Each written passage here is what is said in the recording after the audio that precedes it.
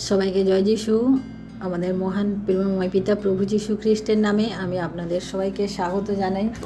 আজকের এই সুন্দর সকালে আরেকটি বার তার চরণে উপস্থিত হতে পেরেছি, তাই আসুন আমরা ঈশ্বরকে ধন্যবাদ দিই। আমরা আজকে ঈশ্বরের একটি বাক্য, আমি একটি পদ পাঠ করব। আমি গীত সংহিতা তার 34 অধ্যায় 19 পদ আমি পাঠ করব। ধার্মিকের বিপদ অনেক, কিন্তু সেই সকল হইতে সদাপ্রভু তাহাকে উদ্ধার করেন। গীত সংহিতা তার 34 অধ্যায় সংখ্যার 19 পদ আমি পাঠ করলাম। ধার্মিকের বিপদ অনেক, কিন্তু সেই সকল হইতে সদাপ্রভু তাহাকে উদ্ধার করেন। আমরা ঈশ্বরকে ধন্যবাদ দিই, তার এই সুন্দর বাক্য আমাদেরকে আজকে সকালে দিয়েছেন। এই বাক্যের মাধ্যমে আমরা আজকে আশীর্বাদ গ্রহণ করব। তাই আসুন আমরা এই বাক্য, ঈশ্বরের বাক্য কী বলে আমরা তা দেখি। অর্থাৎ আমাদের বিপদ, আমাদের প্রত্যেকের জীবনের সমস্যা এবং বিপদ প্রতিনিয়ত লেগেই থাকে। সেই যে যত বড় মানুষই, বড় লোক হোক, যত গরিব লোক হোক, যত মধ্যবিত্ত হোক, যেই হোক, প্রত্যেকের জীবনে আলাদা আলাদা সমস্যা আছে, আলাদা আলাদা বিপদ আছে। কিন্তু ঈশ্বরের বাক্য বলে এই সমস্ত কিছু থেকে আমাদেরকে উদ্ধার করার মতো একমাত্র ঈশ্বর ছাড়া কেউ নেই। কারণ আমাদের যখন বিপদ আসে আমরা কি করি, তখন আমরা হয়ে যাই, মানে হতভম্ব হয়ে যাই, কি করব কি না করব, এদিক ওদিক, এর কাছে ওর কাছে যাই। কিন্তু উদ্ধার করার জন্য কিন্তু একমাত্র ঈশ্বর। আমাদেরকে কিন্তু অন্য কেউ, আমরা যার কাছেই বলি না কেন আমাদের সমস্যার কথা, যার কাছে আমরা তুলে ধরি না কেন, কিন্তু কেউ সমস্যার সমাধান করে না। আমাদের যখন এখন এই মুহূর্তে একটা এমন কোনো বিপদ হয়েছে, আমার প্রচুর অর্থের প্রয়োজন, দেখবেন যে আপন লোকগুলো, আপনজন, তারা কিন্তু সেই সময় মানে যে করে হোক আপনাকে পাশ কাটাবে। জানে যে তোমার এখন বিপদ, তুমি এই টাকা নিলে বা এই অর্থ যদি আমি তোমাকে এখন দিই, তাহলে তুমি হয়তো শোধ করতে ভুলে যাবে বা শোধ করতে পারবে না। তাই আমাদের সেই সমস্ত সমস্যা থেকে একমাত্র উদ্ধার করতে পারেন আমাদের ঈশ্বর। তাই আসুন আমরা এই দেখি যে আমাদের বাইবেলে এমন কিছু চরিত্র রয়েছে যারা সমস্যার সময়ে তারা কি করেছিলেন, তারা ঈশ্বরের কাছে কিভাবে প্রার্থনা করেছিলেন, আমরা তা দেখি। আমরা প্রথমত আমরা ইয়োবকে দেখি না। ইয়োব যখন কঠিন সমস্যার মধ্য দিয়ে, মানে ইয়োবের জীবনে যে সমস্যা এসেছিল, আমরা প্রত্যেকে ইয়োবের পুস্তক পাঠ করলে আমরা প্রত্যেকে জানি যে ইয়োবের জীবনে কত বড় সমস্যা এসেছিল। তা সত্ত্বেও তিনি কিভাবে ঈশ্বরকে মানে ধরে রেখেছিলেন, সেটা আমরা দেখব। আমরা ইয়োবের পুস্তক তার 2 অধ্যায় আমরা 10 পদ পাঠ করি। কিন্তু তিনি তাহাকে কহিলেন, তুমি একটা মুড়া স্ত্রীর মতো কথা কহিতেছ, বলো কি? আমরা ঈশ্বর হইতে কি মঙ্গলই গ্রহণ করিব, অমঙ্গল গ্রহণ করিব না? এই সকলেতে ইয়োব আপন ওষ্ঠা ধরে পাপ করিলেন না। অর্থাৎ এখানে আমরা দেখি যে ইয়োব, যিনি এত কঠিন সমস্যা, তার সমস্ত কিছু চলে গেছে, তার পশুধন চলে গেছে, তার সন্তানরা চলে গেছে, তার সৈন্য মানে যা কিছু ছিল সমস্ত কিছু বিনষ্ট হয়ে গেছে। অবশেষে তিনি তার নিজের শরীরের মধ্যে, নিজের শারীরিক যে কন্ডিশন, মানে যে পরিস্থিতি সেই সময় ছিল, আমরা জানি যে তার সমস্ত শরীরে বড় বড় স্ফোটক হয়ে, মানে নানান রকম দুর্দশা যন্ত্রণার মধ্য দিয়ে তিনি কাটাচ্ছিলেন। সেই সময়েও তিনি ঈশ্বরকে জলাঞ্জলি দেননি বা ঈশ্বরকে তিনি ত্যাগ করেননি।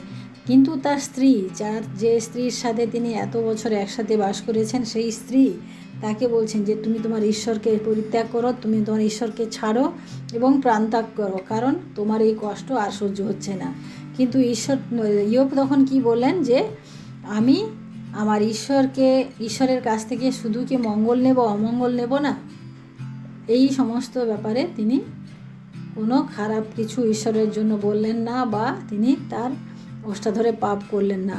আমরা হলে বলতাম যে আমি এত ঈশ্বরের ভক্ত, ঈশ্বরের সেবা করি, আমি এত কিছু করি, তাও ঈশ্বর কেন আমার জীবনে এরকম সংকট দিয়েছেন?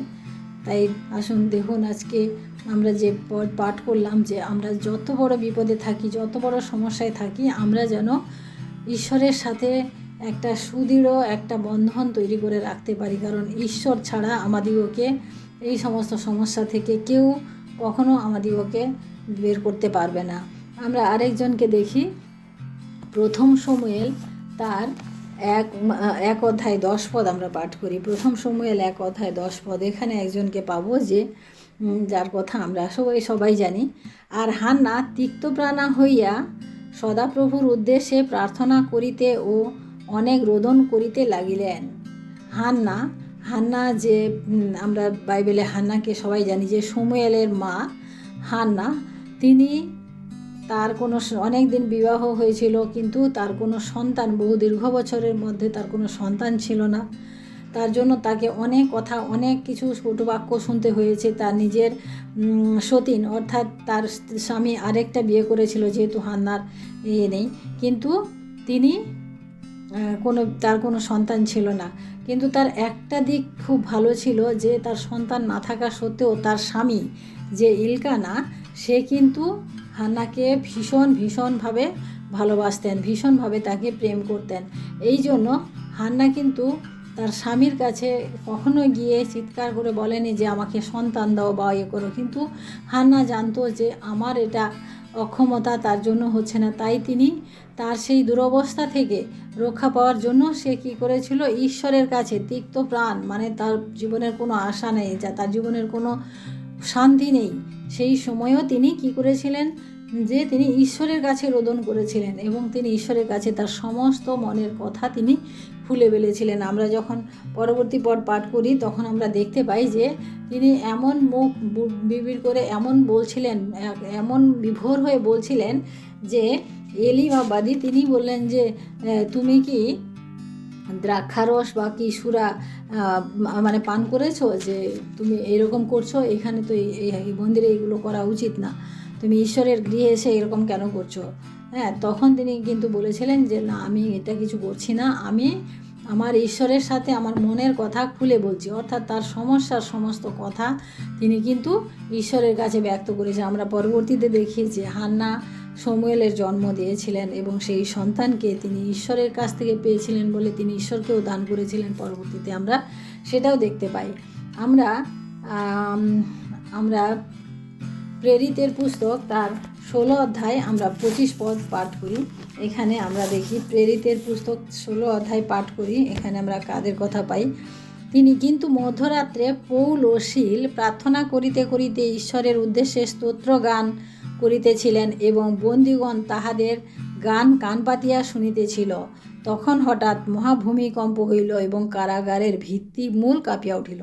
অর্থাৎ এখানেও আমরা দেখি পৌল এবং শীল যখন সেই কঠিন পরিস্থিতি, কঠিন সমস্যার মধ্য দিয়ে যাচ্ছিলেন, অর্থাৎ তাদেরকে সে ধরে মারধর করা হয়েছে, অনেক মারধর করা হয়েছে, তারপরে তাদেরকে কারাগারে নিক্ষেপ করা হয়েছে।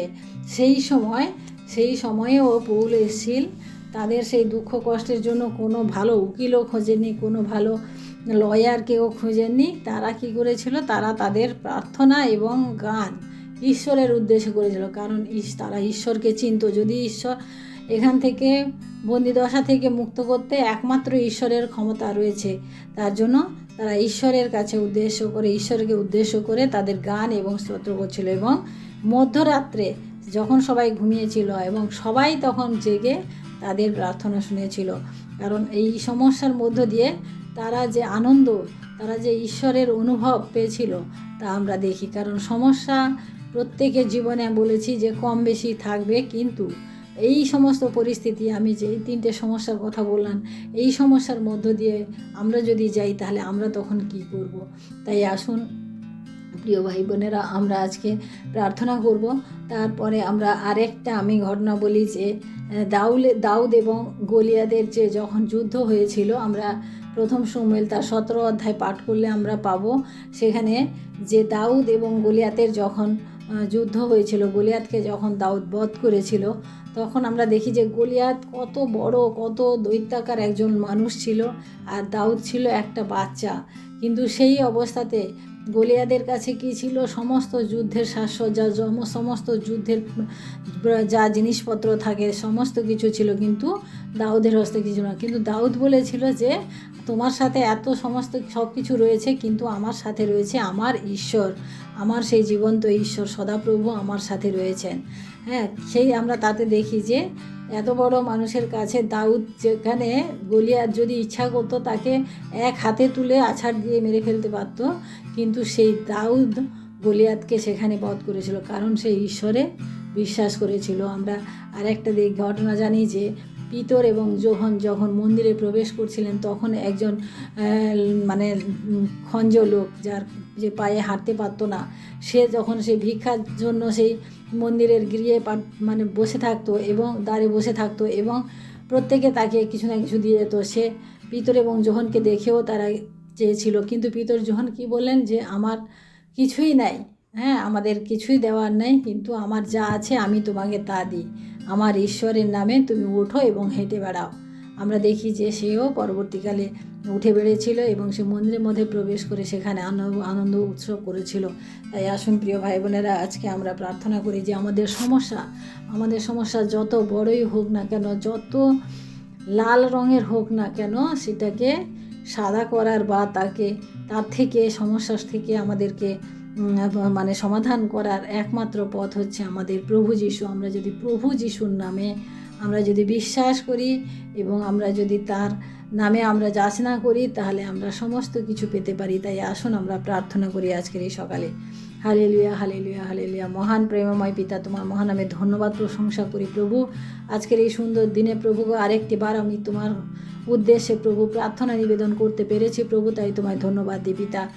তোমাকে ধন্যবাদ দিই পিতা। আজকের এই সুন্দর সকালে প্রভু তোমার এই সুন্দর বাক্যের মধ্য দিয়ে প্রভু আমরা তোমাকে ধন্যবাদ করি প্রভু। এই সুন্দর বাক্য প্রভু আমাদের জীবনে চলার পথে প্রভু অনেক সাহায্য করবে, অনেক গুরুত্বপূর্ণ প্রভু।